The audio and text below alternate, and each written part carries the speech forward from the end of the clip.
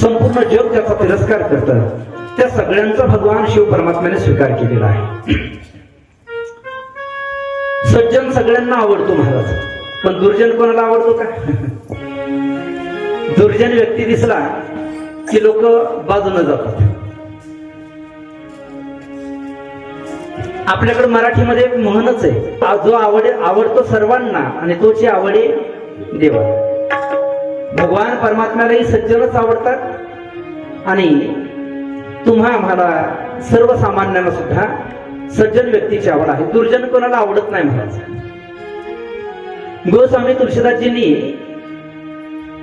रामकथेचं मंगलाचरण करत असताना सज्जनांना वंदन केलं, पण सज्जनांच्या अगोदर गोस्वामीजी दुर्जनांना वंदन करतायत. दुर्जनम प्रथमम वंदे. दुर्जनाला वंदन पहिल्यांदा आहे महाराज. उभय बीच या दोघांच्या दरम्यान गोस्वामीचे वर्णन करतात, एक गोष्ट समान आहे. सज्जन आणि दुर्जन याच्यामध्ये कोणती गोष्ट समान आहे?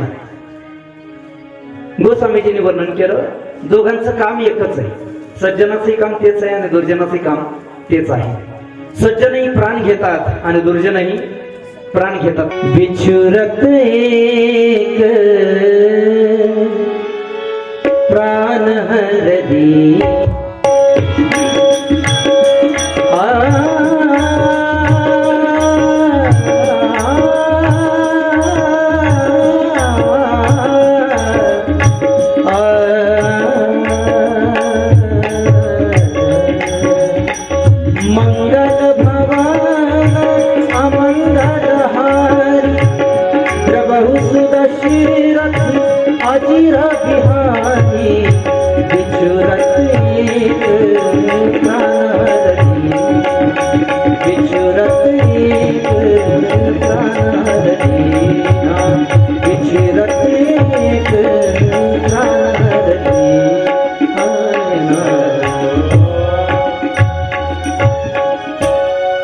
गोस्वामीजी गोड वर्णन करतायत. या दोघांच्या दरम्यान एक गोष्ट समान आहे. काय? बिछुरत एक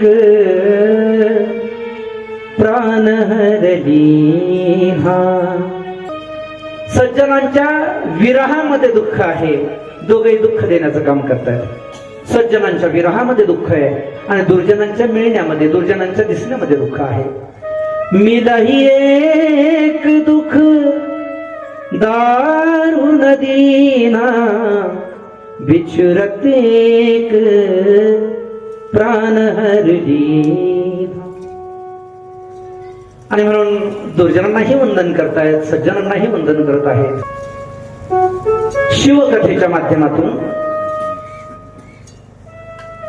सज्जनाचाही उद्धार होतो महाराज आणि दुर्जनाचाही उद्धार करणारी ही शिवकथा आहे.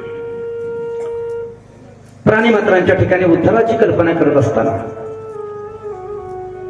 ज्याच्याकडे पुण्य आहे त्याचा उद्धार होईल महाराज, परंतु जो पापी आहे, ज्याच्या जीवनामध्ये पाप आहे, अशा पापी जीवाचा उद्धार करण्याकरता या कलियुगामध्ये असं काय साधन आहे प्रश्न विचारला गेला शौनक ऋषींच्या माध्यमातून व्यासांना.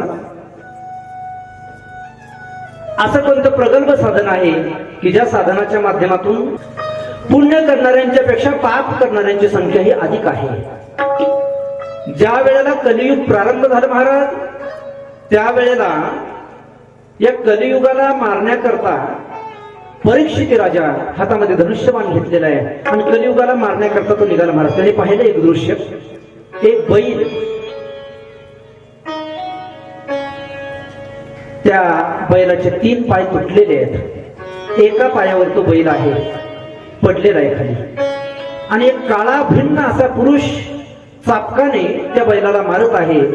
ज्यावेळेला हे दृश्य पाहिलं परीक्षित राजाने, परीक्षित राजा जवळ गेला, धनुष्यबाण हातामध्ये घेतला आणि त्या काळ्या भिन्न पुरुषाला बाणाने तो मारणार. तेवढ्यामध्ये तो पुरुष बोलायला लागला, म्हणे राजा मला मारू नको म्हणून. राजाने विचारलं तू कोण आहेस? त्याने सांगितलं मी कलियुग आहे.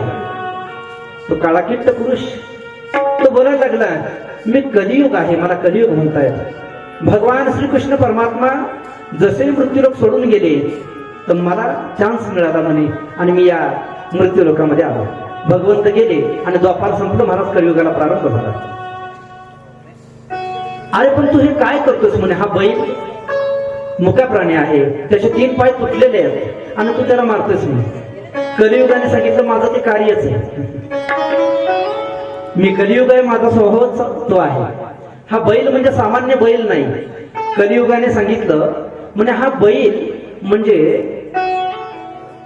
धर्म आहे, ज्या धर्माचे 3 पाय मी अगोदरच तोडून टाकलेले आहेत आणि फक्त सत्य नावाचा याचा एक पाय जो आहे तो शिल्लक आहे. माझं कार्यच आहे. या कलियुगामध्ये जन्माला आलेला जीव हा धर्म, नीती, न्याय याच्या बाजूने फार कमी विचार करेल. महाराज कलियुगामध्ये आपण पाहतो, कलियुगामध्ये जीवन यापन करत असताना